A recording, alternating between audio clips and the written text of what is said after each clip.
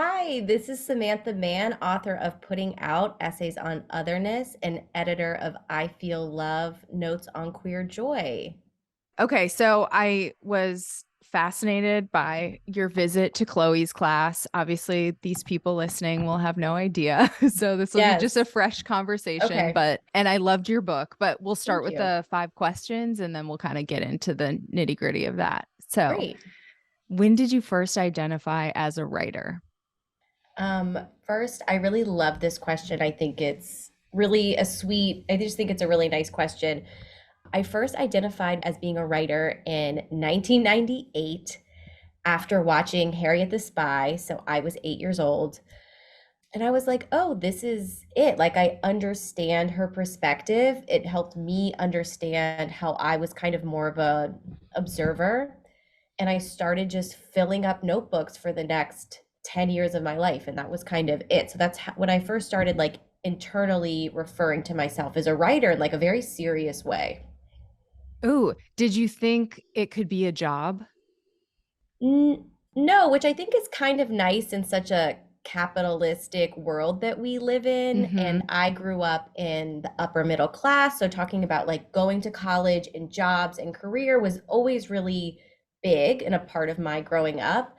And I think it was actually, which I really appreciate now, is just more of like, this is who I am and this is what I'm going to do without being attached to money or publishing or just like, this is the way I'm going to go through the world. This is the type of person I am. I love that. Yes. Yeah. What's your all-time favorite book? I have a couple of answers. I feel like Oh, this is it's, cheating a little bit, but I'll oh, let is it it? slide. Okay. No, no. Do you want people to pick one? I will No, pick no, one. no, no, I'm just teasing. You can Okay. have a couple. I have two. So, It's because I feel like childhood and then like adulthood. okay. Okay. So, as a child, the mixed up files of Miss Basil E. Frankweiler. You familiar? No. It's great. I don't know why. It's from like the 40s or 50s, and we had this great elementary school teacher have us read it. And it's about these two, I think they're kind of like bratty children in New York City who run away from their home and they live in the Met. And there's like a big mystery. Oh, I love that. Yeah, and I was always really drawn to like children like running away, finding Hmm. autonomy. So that book really stuck with me as a kid. And then as like a teen, The Hours, which seems like such a hilarious answer. You write about that in the book, don't you? I I don't know, I might. It's hard to remember The Hours being a book and not a movie starring all of our lords and saviors. But for a while it was a book. And it was just the first place that I saw really complicated women exploring sexuality, depression, Hmm. suicide, womanhood, motherhood. And those are still my favorite themes today. It was the first book that I read cover to cover 100 times. And structurally, I think it was the first book that I read that was kind of different. It's written in three different women's voices through three different time periods, but it all ties up, and it has such queer sensibility, which I didn't really understand that I had and enjoyed as a teen, even though everything I liked was pretty sensibility was pretty gay. I just think it's a perfect book. Yeah. So you read it as a teen and then it's something like you keep going back to. Yeah, I don't really revisit it anymore, but it is still, I think it's just like a favorite book. Yeah, totally. Well, first of all, I have to say, I also had like Boxcar Children and other kinds of Mm-hmm. series like that Yep. where like the kids ran away and like had to Secret make it on their Garden, own. Yes, I love that huge. shit. Yep. Great genre. What's your dream writing routine? I don't really have one. I think there's a little bit too much emphasis for folks to worry about a writing routine. I think if you need to write something, you'll do it unless, Mhm. you are terribly paralyzed by for real anxiety or something that you need to go work on with a professional. Otherwise speaking, if you need to be writing something, you'll be writing something. And I think not writing is super important and not talked about enough. There should be, in my opinion, pretty decent periods of time when you're not writing. I think there's like a Mhm. collection time and a writing time. And they're all writing times, but you don't need to be sitting down at your computer. writing every day, in my opinion. I love that. Repping for the thought part of the writing, which is a Super huge, important. and the Mhm. living part of writing. Yes, absolutely. So, what is your real writing routine? Like, what happens? How do you produce sporadically and like under what circumstances? Yeah, I mean, pretty much that is my process. I try not to force so much. There are times when, everything I feel is very seasonal, connected to the earth. There are times in my life where I'm writing 3 hours a day, 5 days a week. There are times where I'm not writing for 4 or 5 months. Averagely, I spend probably 2 or 3 days a week writing for 30 minutes to 2 hours max. Mm-hmm. And I've gotten really good. And I talked about this in Chloe's class about differentiating between not wanting to write and not wanting to write, but knowing that I need to like sit down and work on something and Mm-hmm. following through with that. But if you really don't feel like writing, it's probably not the time. Yeah. And if you do, you can sit down and like make those 30 minutes or hour, 2 hours really count. Yeah, I think if you really want to produce something, you're going to put it together. Yeah. What's one piece of writing that makes you jealous you didn't write it? I love, love, love the essay Woven by Lydia Yuknovich. I don't know if are you familiar with Is any it, of yeah, her? is it in Chronology of Water or is it just standalone? It's not, it's standalone, but it's very in that Lydia vibe of like, it's so on the skin. It's like almost hard to Uh-huh. read, Yeah. but it's really beautiful. What is the woven meaning in it? She weaves together her a lot of violence in her personal life with this story about like a Swedish folktale. She like weaves them together. Oh, interesting. Okay, I got to read that one. Hmm. Okay, putting out essays on otherness. Love this collection. Thank Describe you. it for the listeners and kind of the themes and key essays. I would say the themes are sexuality, trauma, healing, substance use. Mhm. I would say this book really hits and connects in a very specific way with like women floundering in their 20s. I get a lot of feedback from women floundering in their 20s, and that's kind of when I was writing it and when I was experiencing these things. I think if you're reading it over the age of 30, I'm now 35. If you're reading it 30s or above, it might feel nostalgic for you. Mhm. Hopefully, God willing, you read it and you're like, woof, I remember those times, and you're not still in that space. But to me, it feels very like young 20s, shit's really hitting the fan emotionally, but in a way that you have to do it because you have to get through this shit. Yeah. Yeah, so that's, I would say, the Yeah, target audience. totally. So first of all, everybody loves your forward. It's Oh. a killer forward. How did that Yeah. come to be? That actually came right before we went to press. I was a little bit older. Most of these essays I had written when I was like 18 to like 24, and this was going to be published when I was going to be 30 by the time it came out. And I was just like looking through it and I was like, God, I feel like who I am right now is not really reflected in here. So I wanted to get that in there. It was like very last minute. Mhm. And I just wanted to also sometimes I feel like the collection is kind of dark, which other people are like, no, I don't feel like it's super dark. I did see one comment online one time that was like, oof, this was good, but kind of a tough read. And I was like, bummer, I'm so sorry. I just In a wanted good to have way, like in a some good way. lightness in there Yeah. too. Like, this isn't who I am anymore. I don't know if I was like reassuring myself or others. Yeah, I wanted a reflection of my present self in the book as well. Yeah, and you do a good job of just being like, I am these identities. I'm Mm-hmm. speaking for myself, kind of just setting the stage with that, which every time I'm in a class, like Chloe's class or whatever, and we are talking about forwards, yours is like a fave that everybody's trying Mm. to emulate. So great Yeah, and I job. think especially nowadays, even this wasn't really such a hot topic when I wrote this, but just being really conscious, and I don't know if I just had the vibe was coming of like, I don't want to be speaking for everybody. So don't at me and be Hmm. like, this you didn't cover, whatever, or like, what do you think about this? It's like, I don't know. That's for you to write. I don't know. Yeah.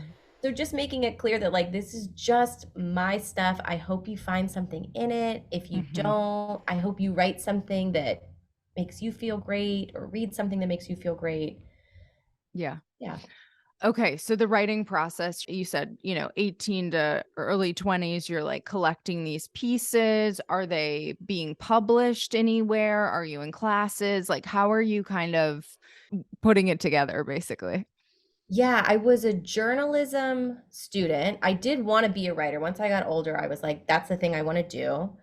I got to college. It didn't seem like a thing that people with professional jobs really like did. Hmm. So I took my journalism major, I turned it to a minor. So I was like writing for the school paper, but I was realizing I really liked to write essays. So I was definitely taking a lot of creative writing classes.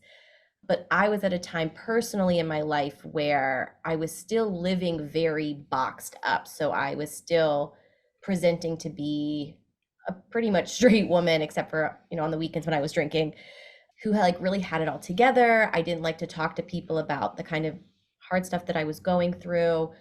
So I was writing all this stuff, but I never felt like it was something that I was probably going to share with others. But then when I got older, I had written all this shit and it kind of went together. And I just, I'd gone to therapy for a bit longer. I had come out. I had told my family more stuff. I just started matching my like real self with these stories that I have written. And I just felt a bit more confident to try to submit them. Where were your first couple pieces published? I don't know if anything from this book is published on the internet. Oh, really? Nothing was I published beforehand? I don't think so. When I was like 27, I started trying to publish things online simultaneously. Uh-huh. But those were stuff because even then I was still a little nervous. This felt super personal. So Yeah. I was publishing things that were like a combination of like journalism and my experience. It felt like an easier thing to hide behind. So I was writing for like Exo Jane. I Mm-hmm. was writing for Bust about like pop culture stuff and then like sneaking in some of my stuff just to see how that felt. Mm-hmm. So I was doing a lot of that and then I was querying for this on the side and just assuming like if it gets picked up, I'll just have to rip this band-aid off and just go with it. Oh, cool. Okay, so what was your querying? Well, first I want to ask you this. Let's do a little pop quiz. So like Okay. favorite essay in the book. And if you're like I'm so far away from this I can't Mm. answer, that's fine. Let me just like let me like look at what are my choices? You Um, have some, I'll just vamp for a second and say okay. that you have this is a slim book and Mm. you pack so many powerful essays. And there is a little bit of lightness, like you were saying, but Yeah.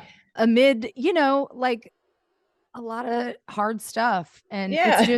it's so good. And you have one of the best coming out, but not really sort of Mm. essays that I've Yeah. ever read. That's so Oh, good. thank you. That actually, part of that I think was published on Bustle. I forgot about that.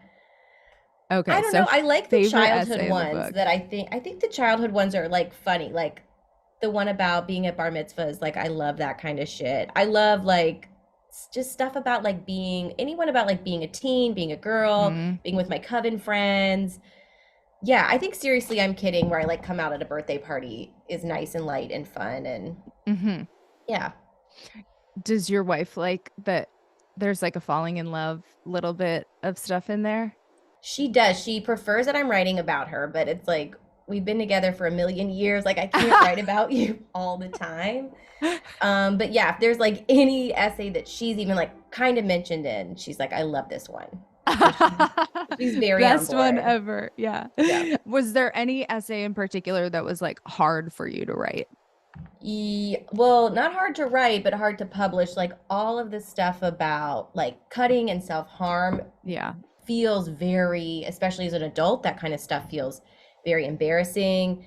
As somebody who still doesn't, I don't engage with that behavior anymore, but it's still something that like pulls at me Hmm. and something that I have a hard time thinking about, or sometimes I still wish I could do. And I feel Hmm. embarrassed about that because it seems like a very adolescent behavior.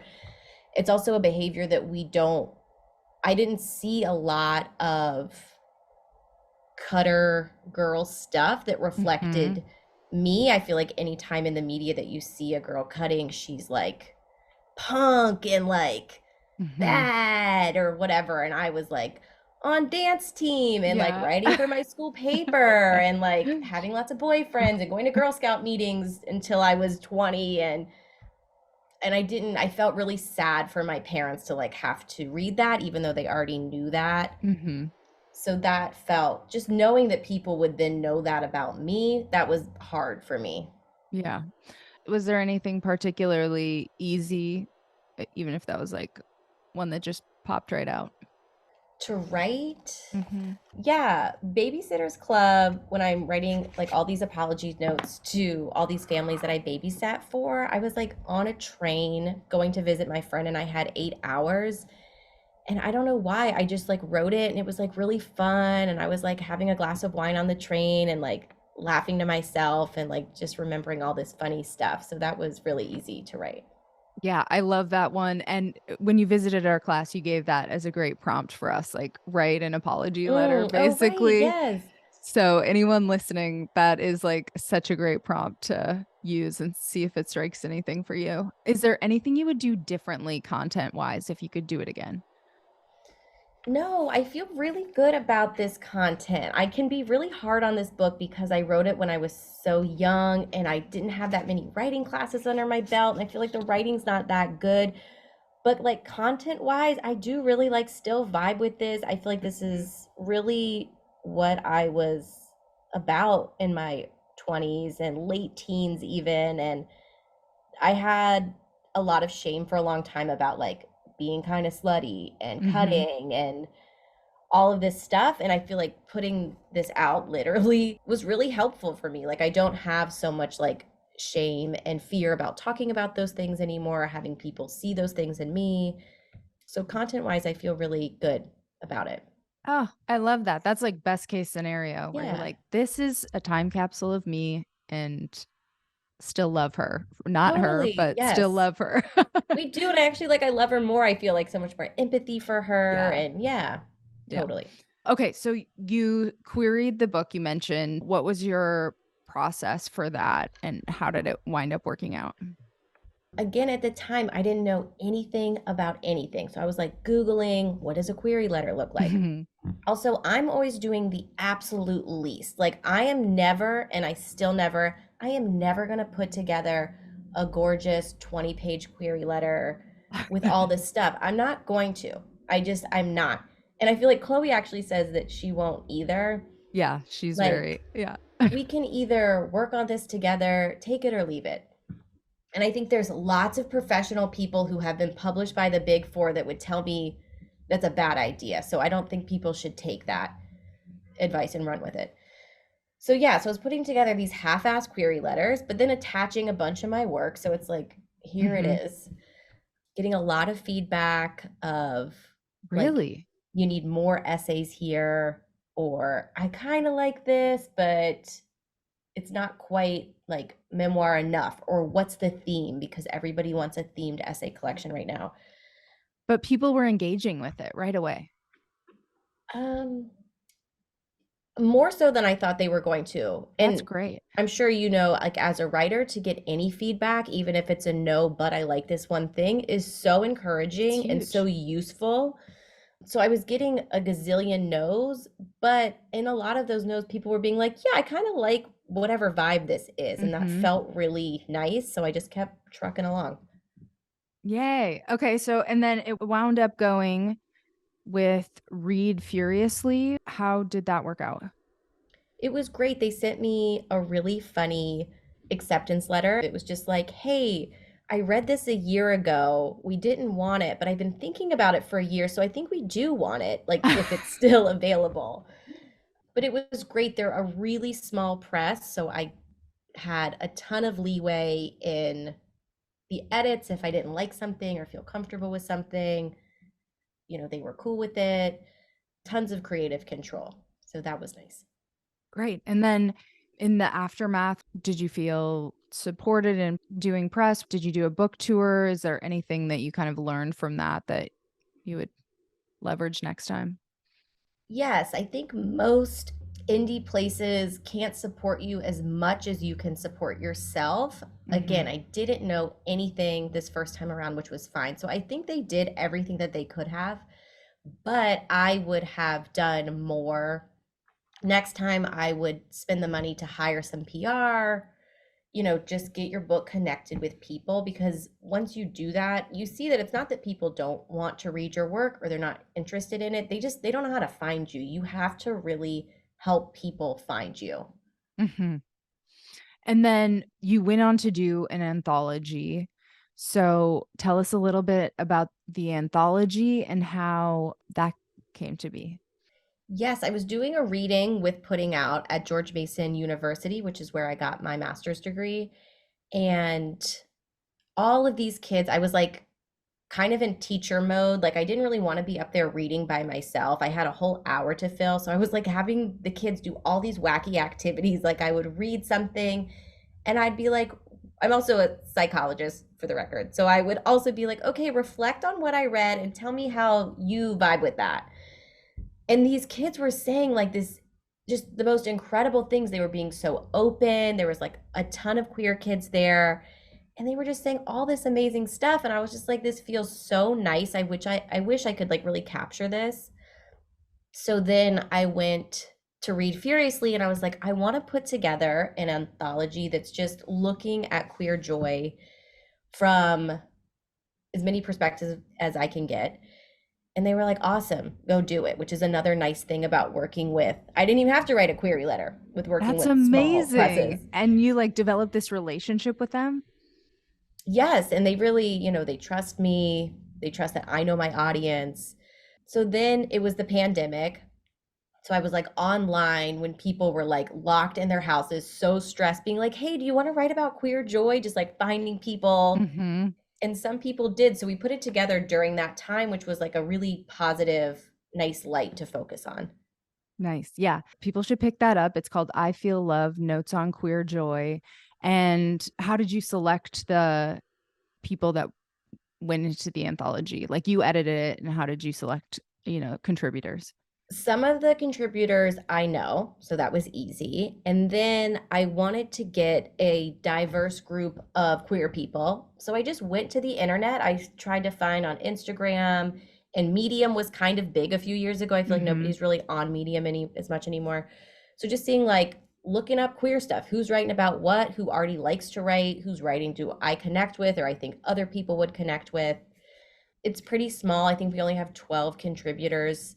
With that 12, I think we've got a pretty good spectrum of queerness, but of course, you always want to have, there's Mm-hmm. never enough. There couldn't be enough of these anthologies to cover all different types of queer people. Yeah. So you publish a lot of essays online. Do you have hmm any advice for how to pitch those essays and land those bigger bylines? Yes, I think it takes a long time. I've been writing online for consistently, like working at it for probably like 6 years. And this has been the last 2 years, I feel like I've gotten bigger bylines than I have before.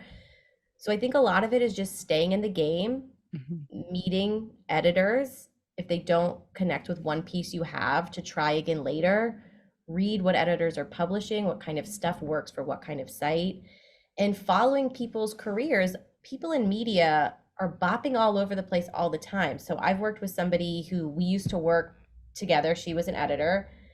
I was a writer at Bust, where everybody's like working for free, Mm-hmm. but you're meeting people, you're learning how to write online. Some people don't think you should write for free, totally valid. And now she like she worked at Refinery 29 and now she works at Women's Health. So it's like you can also meet people where you are in your career. So if you're a Mm-hmm. young writer, look for young editors. And then these are people you guys can help each other out.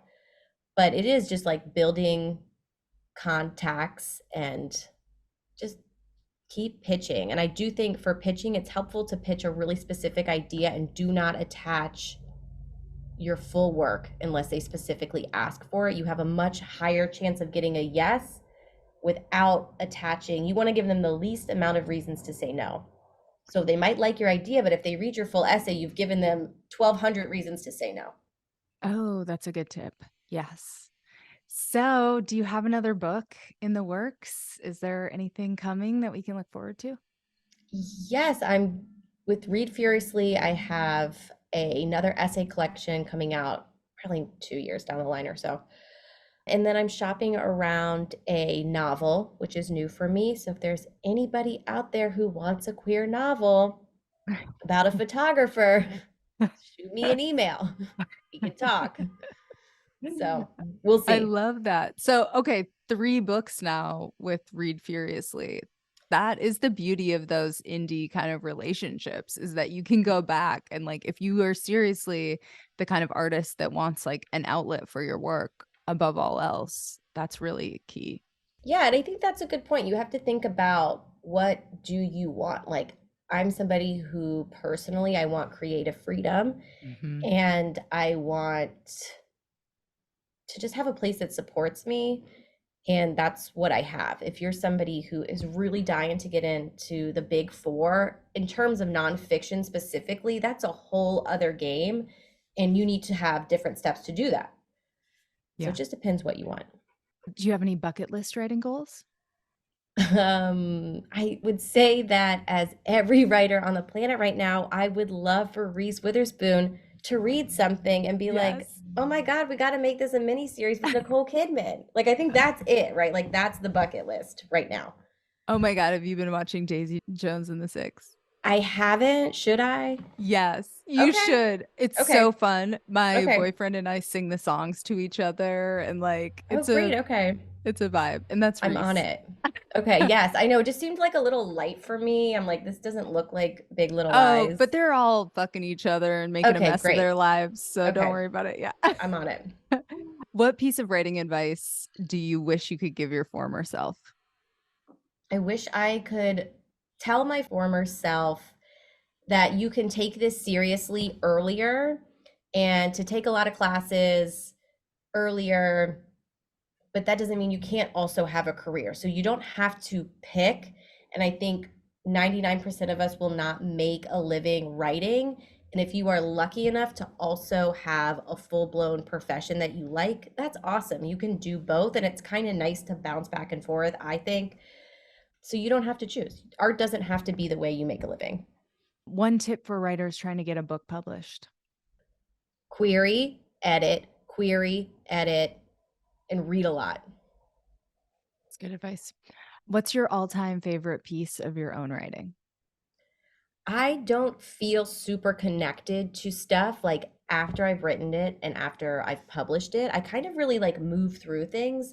Oh, So I think my favorite is like whatever I'm working on. I like love this thing and I'm like so excited about it. So I'm working on a piece right now for Mother Tongue magazine. Shout out to Mother Tongue. Get a subscription. It's only in the mail. You can't get it online. About how I gaslit myself into like thinking I wanted to be pregnant. I was like straight up IUI, IVF. I was pregnant. I had a miscarriage. Anyway, so I'm working on that. So that's like what I'm most excited about right this ooh, second. I'm gonna have to get my subscription in the mail. That Have to sounds do really it. interesting. Yeah. Thank you so much. This has been amazing. How can people connect with you online and follow up on your work? People, I have a website, so you could find that. I think if you just type in my name and like website, Samantha Mann. It's actually hard to find. It's Is it? Samantha. Yeah. Oh, there's a But you can dash. find it through your Instagram. So Okay. Samantha dash man with 2 N's.com. I'm your new PR I person. know. Hello. Thank you. How can the people find me, Courtney? Yeah, something with the SEO is not good. And then Oh my God. what's your Instagram handle? My Instagram, I think it's Samantha.man05, but let me check. I don't know. I know See, we got to I need send like people to the correct more place. PR training. This is what you don't get in the indie world is PR training. Okay, it's Samantha.man with 2 N's 05. And then I am on Twitter, but I only talk about Bravo content. So if you want to talk about Bravo content, What's the handle for the Bravo content? oh God, what is my, it's not the same. It's SDman0502. Okay. People are never going to Listen, find that. I during got to our next change that. meeting, we'll sync up the handles. Okay. Jesus. Thank you so much. Like I Of said, I love course. your Thank work you for the and time. so nice to chat with you.